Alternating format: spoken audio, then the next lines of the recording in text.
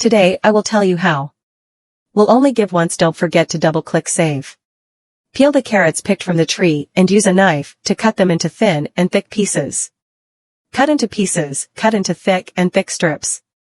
After cutting everything, place in a bowl, add water, soak for 5 minutes, then take out and drain the water. Then add 1 spoonful of tendinitis, 1 spoonful of food, 3 boxes of cooking oil and beat it again, making an explosive attack, then use chopsticks to stir it thoroughly.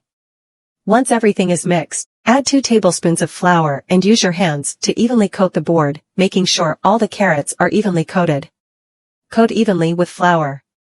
Same as in the video, then put it in a container, add half a tablespoon of soy sauce.